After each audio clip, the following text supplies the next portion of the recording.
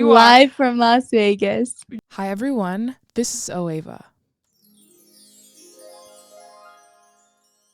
Hello everyone, welcome to Ava, starring me, Ava Ojo, and today I have Jess. I contacted Jess just about her journey with her life and her health. Those who are listening, going through a transition can really relate to what really happens behind the scenes.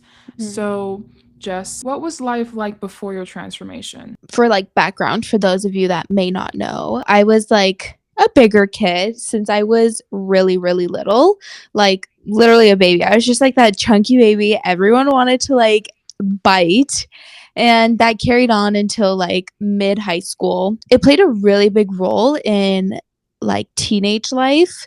But looking back now, I'm actually like really grateful for it. And there's a few reasons for that. Before the I have transformation, yeah. always been pretty like social, as far as like I'm just such a people person. I love to have friends and I love to like talk with people and things like that. But because I was so insecure within myself, it was honestly only towards like body image. I never went to parties. That's why I was such a good kid. Like I literally spent Friday nights with my parents, and that's what I do now too, and I love it. So I grew up a little differently because I didn't have like a high school like going out phase. But something I always talk about with one of my best friends is that I never felt like a piece was missing as far as like boys. Like I never felt like I needed more attention from boys. It's so important to find like an inner confidence. Obviously, my confidence has changed so much since then, and that has honestly not completely to do with like any sort of weight or anything. It's something I like worked really hard on. But before, like I would talk to guys, Yeah. and so sometimes I do wish that's something I experienced, but I experienced different things in turn. Like I feel like also because my sisters are so much older than me, I matured really quickly. I do everything like 5 years ahead. I for sure wasn't aware how insecure I was, and that did affect like speaking to boys for me. That did affect even certain relationships that I would like hold onto, and most likely codependent relationships, which basically are like, if you leave me, can I come with? Yeah. And I and I think that whatever messaging I got from maybe being a city kid or just being different, that was just the experience that I went through, and it's really like relieving, I feel like, to hear that the support that you got and the inner confidence that was built in you already was there. Well, finally being 24, but finally coming to the point of life where it's like, no, I'm lovable now, and I'm lovable in every stage.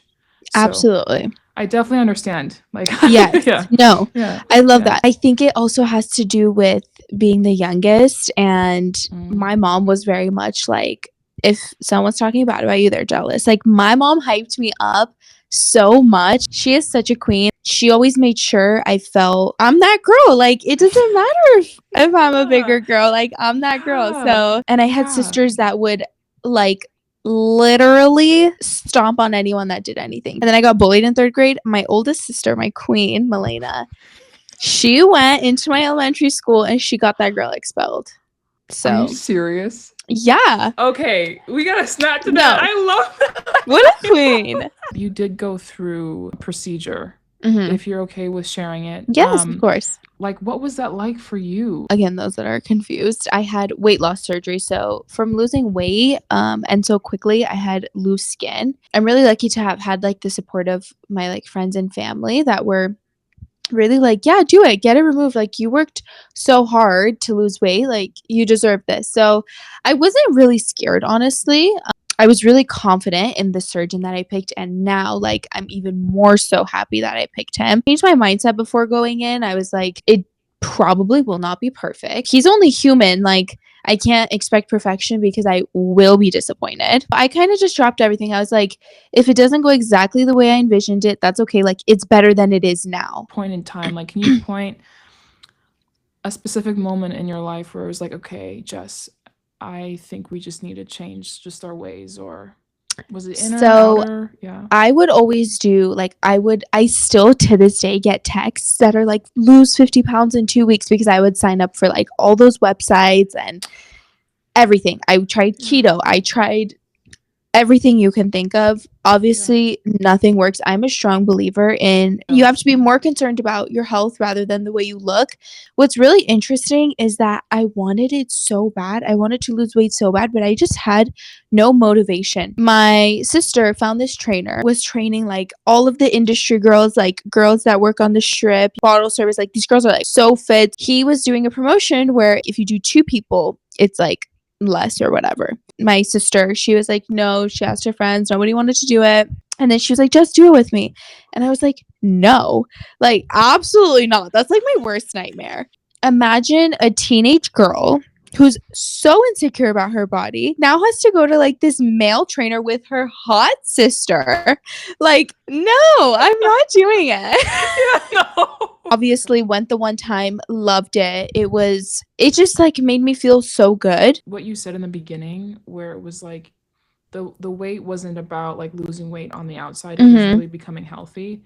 And that was a mind shift for me quite early because I went through like disordered eating. And so I had to understand where it's like, okay, certain parts I had to educate myself on, okay, it's not about the aesthetic, it's not about the look, it's about the inside. And Right. now And that's so much easier said than done. Like, I applaud you for that. It's really, really difficult to change your mindset. Yeah. What would you say helped change your mindset besides from like the support? Each year I had a little bit of a different goal. First year of my weight loss, it was like strictly like I'm so motivated, I'm going to lose weight. And then the next year I was like, okay, I've lost weight. I feel good. It was my goal to like work on myself mentally. It's not like, oh, I lost 90 pounds. Like, I'm so confident now. Like, I feel so good. It's something I like really have put so much effort into evolving. That was harder for me. Like, learning how to love myself more. Third year and on, it was like, okay, we're incorporating both. What did you listen to? Like, did you read books about this? I mean, what was your I love the education? Skinny Confidential. Have you heard about them? I have, but I didn't even know like they talked about that. Yes, they talk about Okay. everything. His name is Dr. Daryl. Dr. He Daryl. works with like acid reflux and sugar. I heard you say something about where it's like you have to make it as a lifestyle, Mhm. basically, in a sense, this whole mindset shift. And a big thing, what like helped me was like, okay, well, this is not a quick fix. Right. Whatever we're doing is not going to be a quick fix. So Mhm. we want this to be as sustainable as we can make it. To my listeners that are as the access to therapy, I mean, that really helped me like talking to myself Mhm. because it's in a way, I don't know if it was for you, but when had to talk to when I had to talk to my mindset, I had to make like a completely different person like in Mhm. my head and talk with her. Mm. Like, I don't feel like going today. Well, Ava, going to the gym provides you better mental health and I just feel like that is such a great tip.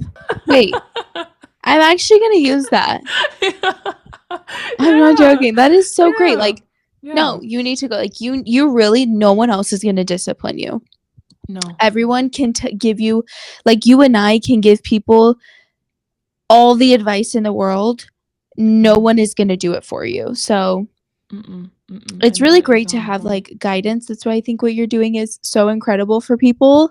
It's really nice to hear from somebody who's been through it, but nobody is going to do it for you. So I feel like that is such a good strategy. Like, talk to yourself. Talk to You know how yourself, everyone's exactly. like, talk to yourself how you would talk to your friends. But why is that still difficult? Like I've It heard that, but Yeah, yet I still look in the mirror sometimes and I'm like, Ava, what is this today? same. No, everybody does it. If Yeah. anybody tells you like, oh, every time I look in the mirror, I'm like, wait, you look so good. Like, nobody does that. Yeah. You are I so mean, hot. I know. No. No. But like what if we did? That's the thing. Like You what know, if we that would did do be that every so day? good. That would. I wonder if that would shift anything, like with I'm my sure mind or that it would anything. because Yeah. you always turn into what you're saying, right? You know what? Yeah, well, to talk about that, what got you into social media and sharing your story? Every time I tell this story, I like have to mention that it's gonna sound weird and it's gonna sound like, oh, like really? Okay. Anytime somebody asked me, like, this is from when I was actually in like first kindergarten, first grade, second grade. When people were like, what do you want to be when you're older? I would always say, I don't know, I want to be famous. And then the Yes. follow-up question was always, for what? And I would say, I don't know, my personality. And it just really like crazy worked out where Yes. in my time it's social media. And my older sister Yes. is in social media, so she's like really pushed me and like guided me how to navigate like through social media, because there's like really really bad people in this world, unfortunately. And sometimes like my friends or people will ask me, like, to my core, I actually could care less what people think. This is a gift from God to not really Yeah. not care like what people think. The only time that I'll get like upset or it'll get to me is if someone I like really love, one of my best friends or my family members, say like, oh, you probably shouldn't do that or you should do this. One of my friends wants to get into social media. She's like, I think I just care too much about what people think. I'm like, I actually had her sit down and name me somebody she would hold back social media because she's afraid of their opinion. She like said somebody. I'm like, would you want to be like them? And she's like, no, I would never want to be like them. I'm like, okay, so why do you care about their opinion? I would never want to be like you, so why do I care about your opinion? I would never ask somebody. This is something I said on my podcast. Yeah. A country girl should not ask a city girl, hey, do you like my outfit? They have completely different styles. Like, they're not going to like each other's outfit. That's why I feel hesitant. Just like even doing this is something where it's like I feel like I'm biting my tongue because I'm like, oh God, like the one review that will just say, Ava, this is the worst thing ever. But Who the thing cares? is, Don't listen to it. I always tell people when someone says something to me, I'm like, I'm not for everybody. That's okay. Period. I'm not. You Period. can't be for everybody. No. You want to like go out and start meeting people.